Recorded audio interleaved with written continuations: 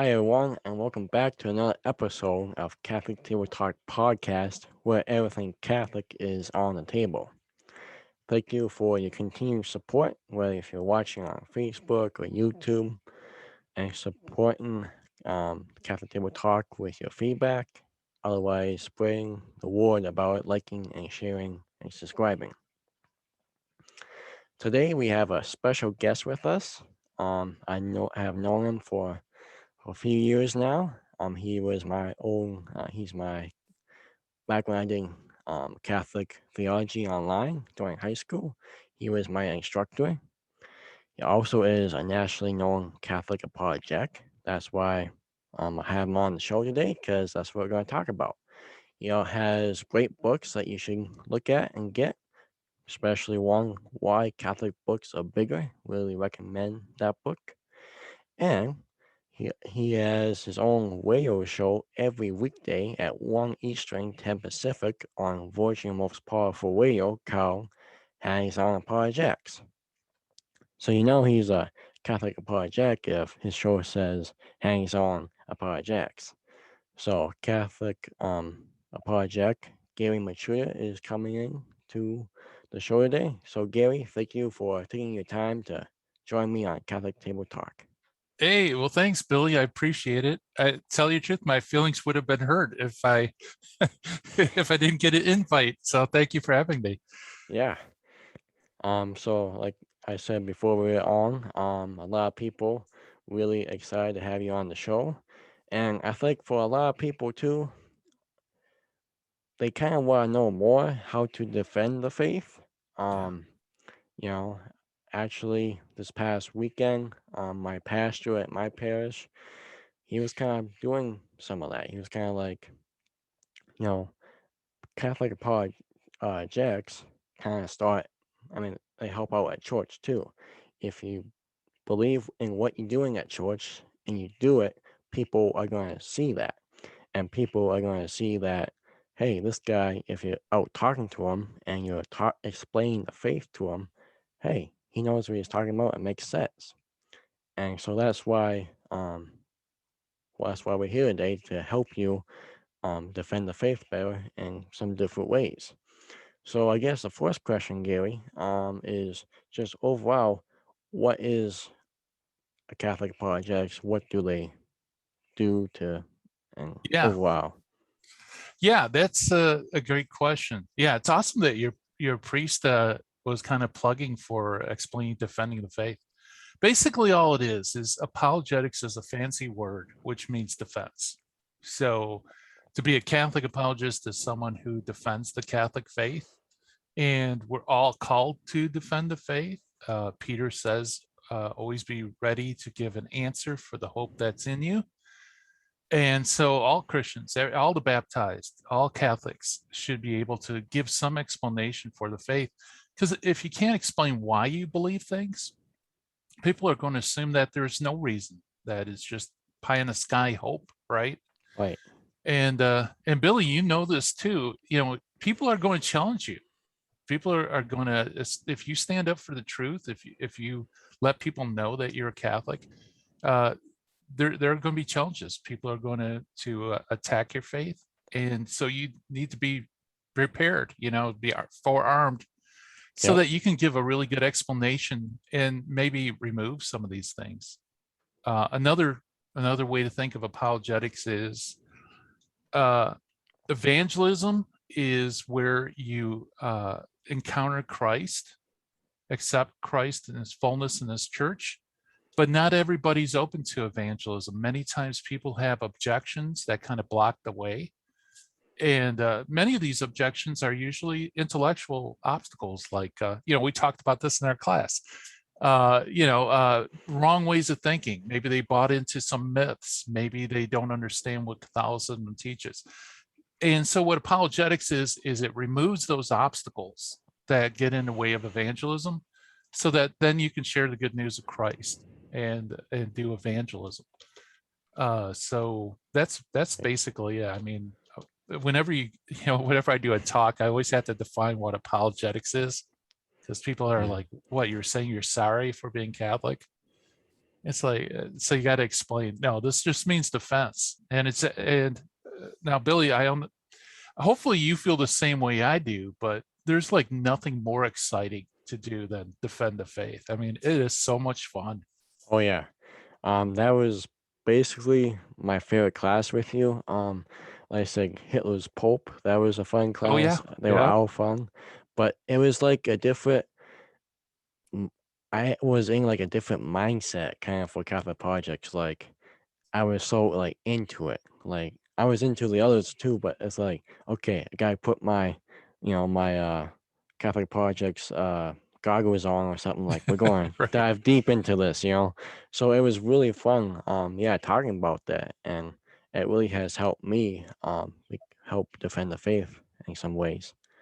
Yeah. So Yeah. yeah, And so it's helped me learn about the faith too, right, because people throw objections out and you got to do some research. You got to do some studying. And when you do, in almost every time, I don't think I've ever encountered something that I haven't had this where it's like, there's a really good, solid explanation, why that objection just doesn't work.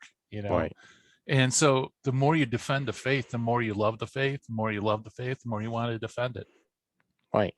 And I think it's kind of like new Catholics, they kind of get into Catholicism, they convert to it, and they just keep loving it. They just keep want more and more, and that's what Catholic projects are too. You want to learn more about the faith, you want to defend it more, so you just get more and more. You just love it more.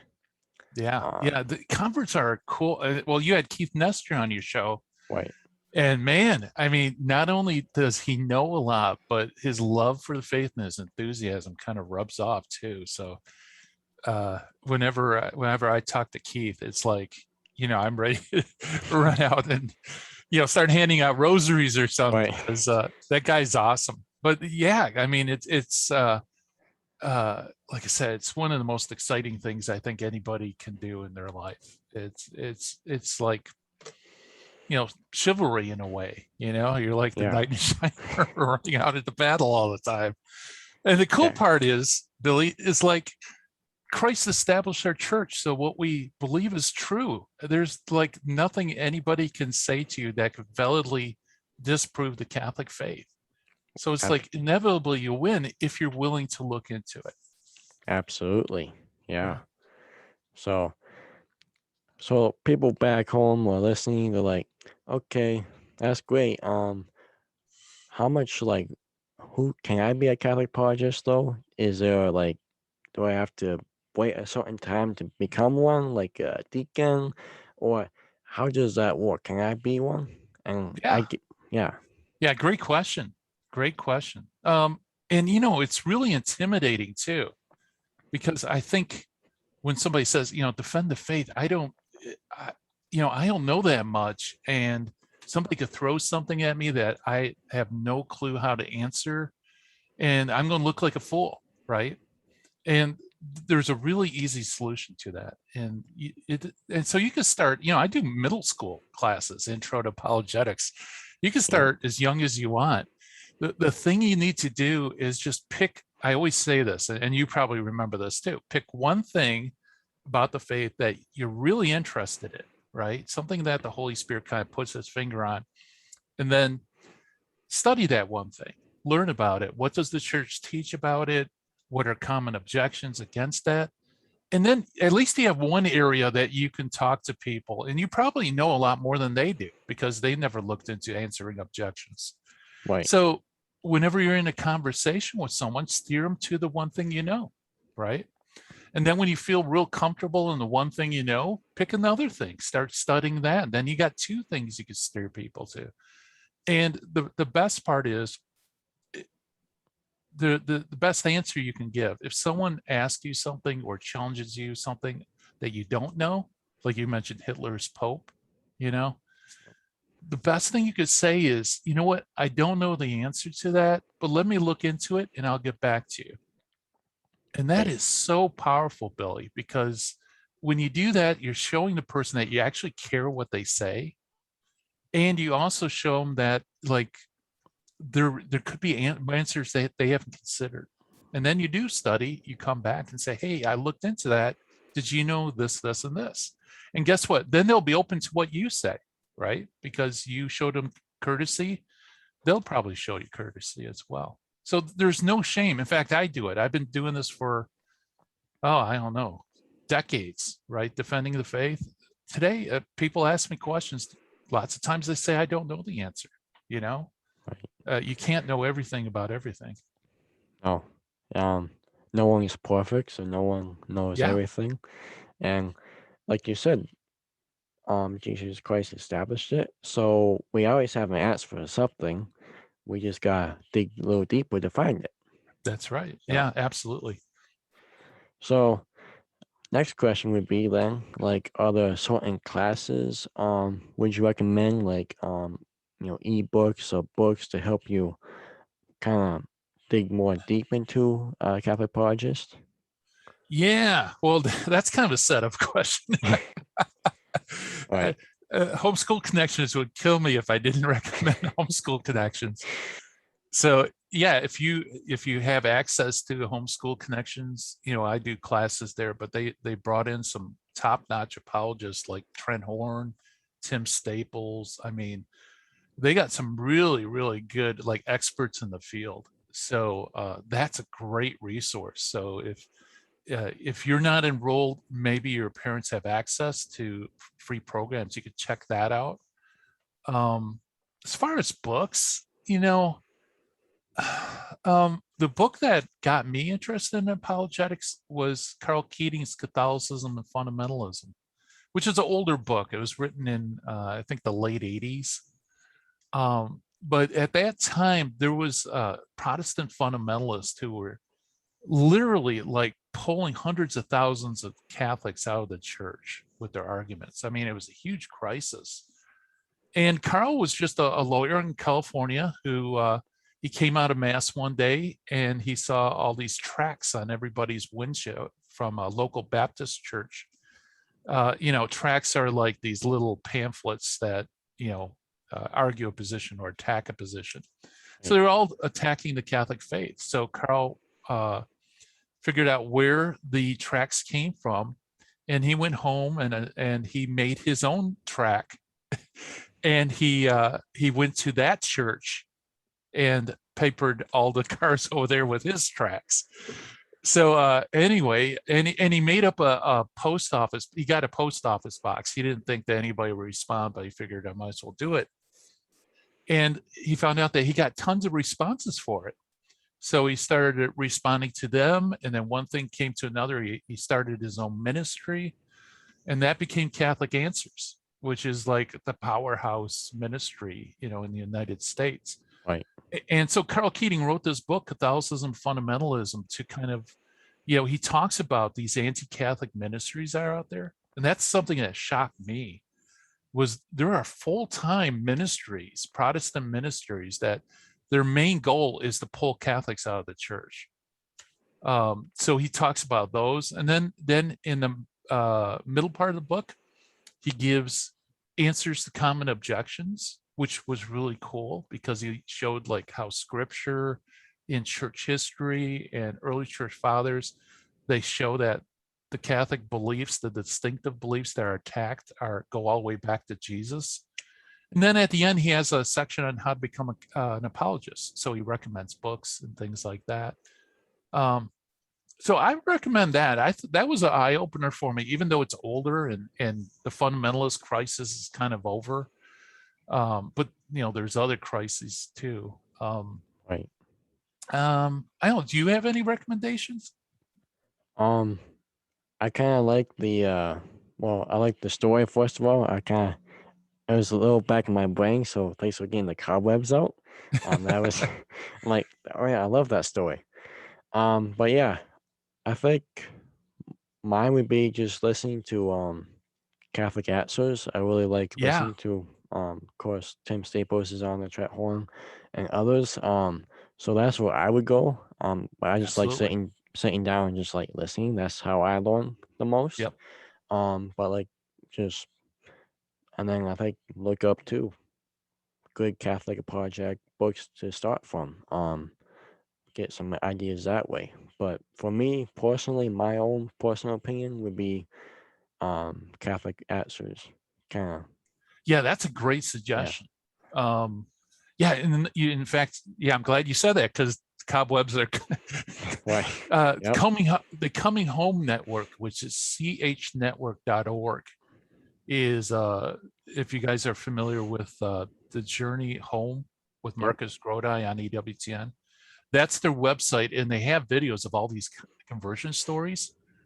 And like we mentioned earlier, like converts, they studied it, they really struggled, and they eventually accepted the Catholic faith. So they have really good information about defending the faith. Just go on that site and watch conversion stories because, I mean, I love listening to conversion stories because I'm always learning new right. things. But yeah, excellent. Yeah, and Catholic Answers also has a bookstore that That's true. there's lots of good books there too. So you can shop there. Exactly. So get one. Hey, I mean, Christmas is coming around the corner, so coming That's up right. fast. You gotta get a good Catholic project from Catholic shop put underneath the Christmas tree this coming Christmas. Yeah. So yeah, great stuff. So the next question would be, we kind of talked about, steps to becoming one. Um, you can start middle school, like you said, you can start high school, like kind of what I did. You Mhm. can start if you're older than that.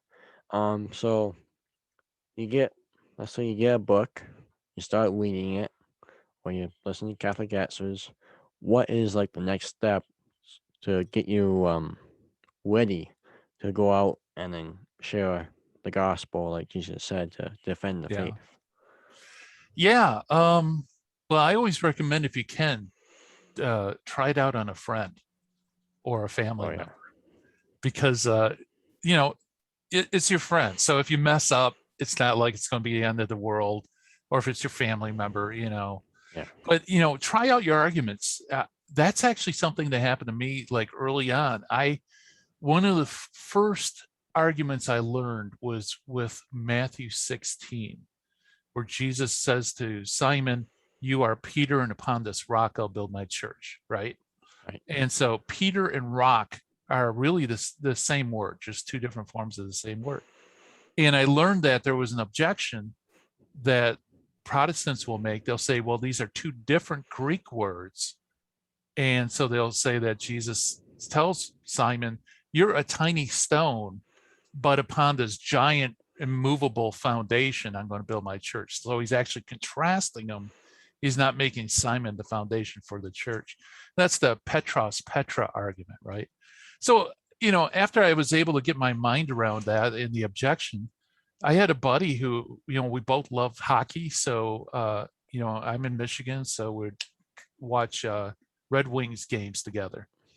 And during one of the intermissions, I went to my friend and said, "Hey, I learned something really cool about scripture." And then I shared him the argument, and he's like, "Oh yeah, that's pretty cool. I never thought about that."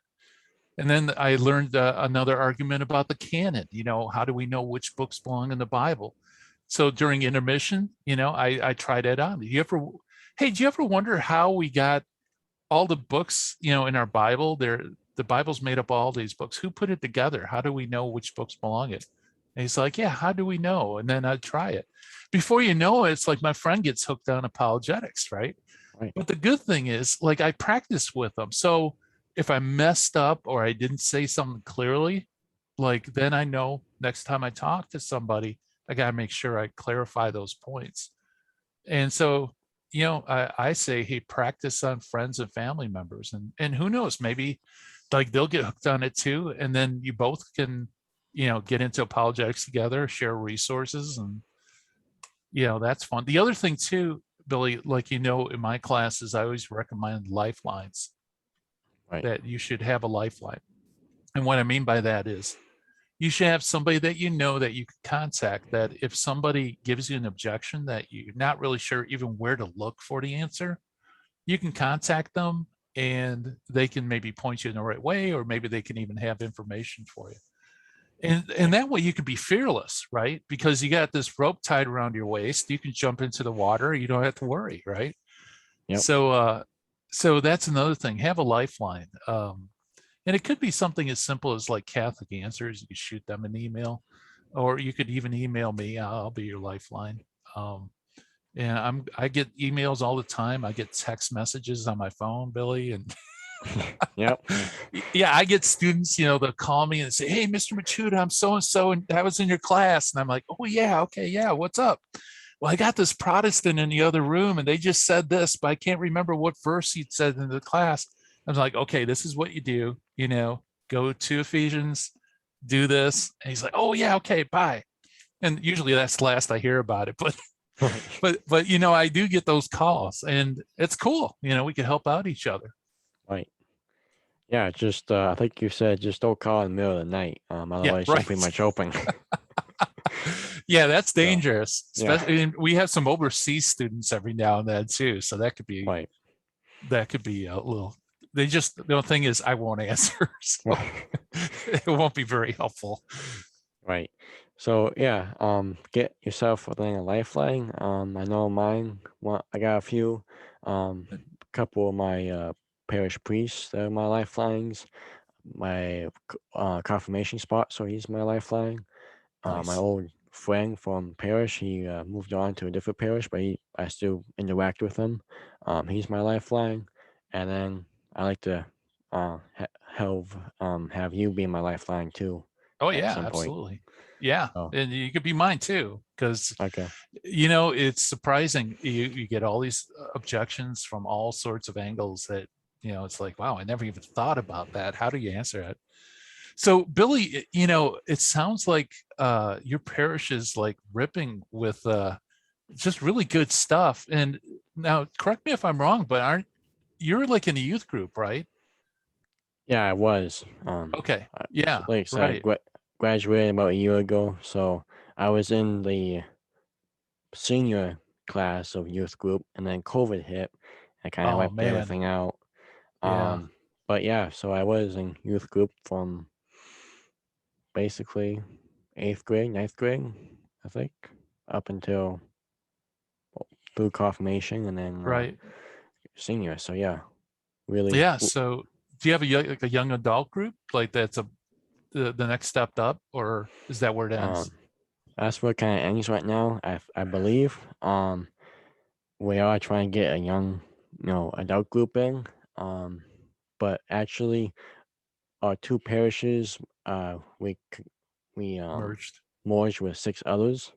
Yeah. So we have two priests for eight parishes. So it's really busy Wow. and really trying to still figure stuff out for faith formation and all that stuff. So, but yeah, Yeah. Yeah, that's tough. Yeah, that's yep, one thing you might want to think about is starting a study group or a youth group for or a young adult, I mean, that focuses on defending the faith, explaining the faith, you know. right, What you yeah, a couple of things you don't want to do, don't use the word apologetics in the title all because right, no one will know what in the world you're talking about. true, I tried doing that in my church and it was like two people showed up because no one else knew what in the world apologetics is. right, So we would either start it like how to explain the faith, or a deep dive into the faith, something like that. And then, right, but once it started going, there was continuous interest. So that's something I'd say to your listeners: if you're in a parish, and lots of parishes, it ends at like youth, and then there's nothing. There's no continuing education. You might want to mm, consider just starting a group like that in your parish. And you'd be surprised how many people would be interested. And you don't even have to like lead it. You could give videos. There's like tons of videos that you can have discussions on like church history or related topics. yeah, right. Yeah. So you heard it from Mr. Mature, everyone. Try Yeah. to There start we go. youth adult Bible study, defend the faith study in your own parish. So if you have not already. There we So, go. but can I just flip back to the story with your friend real quick before we move on? Yeah, Um, sure. if I remember right, for your classes where you're talking to us about it, he was a Catholic when you were talking to him, right? But then he converted to Catholic. Oh, he Is it was, you know, this was like right when we got out of college. okay? So I went to Catholic grade school with him, but he really didn't practice his faith. His family was very nominally Catholic, so he Okay, kind of fell away from the faith. So he was actually a good person to talk to because like he wasn't into the Catholic faith or anything, and actually it kind of lit a fire, and that's where he kind of came back with a came back. vengeance. Okay, Yeah. so a little bit more cobwebs in there, but I'm like, I think okay, like sounds good. Hey, no problem. Wait till you grow older, my friend. Yeah. All right. Hey, so getting down on the questions here. So, is there any like last advice you could give to a new Catholic defender of the faith, just going out into the world defending it? Yeah. That yeah, well, I gave you all the important, have resources, learn something fairly deep on one subject, and then trying to branch out, have a lifeline. Those things will forearm you. And the other thing too is, and this is really important to remember, Billy, is God doesn't need us to convert people, right? Right. There's no pressure for you to have to win somebody over by an argument. That's God's grace, right? He takes care of that part, the conversion part. Yep. All, really, what he does is he calls you to be faithful. And if you're faithful to God, amazing things will work. Yeah, I mean, I've experienced, I call miracles because I've seen people who have no faith, no inclination even to talk about anything about God, who just completely turn around and fall head over heels in love with them. And it isn't because I had an amazing argument, you know, it's always because like God worked in that person's heart. And that's what he calls us to be, is just be faithful to put ourselves out to be a resource for people, and he'll do the rest. Um, that's one of the coolest things about defending the faith, is you get to see these miracles and stuff. In fact, Billy, here's a great example about how unimportant we are. All right. Our faithfulness is important, but what we Right. do, um, you know, I, before COVID, I used to do lots of parish talks and seminars. And every now and then I will get people who come up afterwards and say, hey, I became Catholic. What you said a couple of years ago, like really rocked my world. And I started looking into it. And now, thank you so much, because I love the faith. And I'm like, okay, I'm just curious, what was it that I said? And almost always, Billy, it's like a throw-in idea that wasn't part of my talk. It wasn't something that I thought was important. It's always like some minor point that I just so happened to mention at that particular date. So it's like, and that was the most important thing for that person to hear, right? Right. So it's like, in a way, God doesn't need us to defend the faith. I mean, he can convert people like Saul of Tarsus, right? No one shared the faith with him. He just converted him on the spot. Yep. But, if you're willing to take that step out of your comfort zone and actually, show some love for a person to try to correct misunderstandings, God will show you that he's at work, and he'll do some really, really cool stuff. So I guess that's my last advice. Don't feel like everything's on your shoulders, that you need to know everything, that if you're not the most articulate person in the world, then you're not effective. It's like you know, God can raise children from Abraham from stones. He can definitely Yep. work through somebody like you and me, right? Amen. That's Yeah. right. So yeah. So there you are, folks. Got from the one of the best Catholic projects I know, Gary Michuta. And also, Gary, where can people find your website and then what's your most powerful way for your show? Yeah. Well, my website's handsonapologetics.com, same name as my show.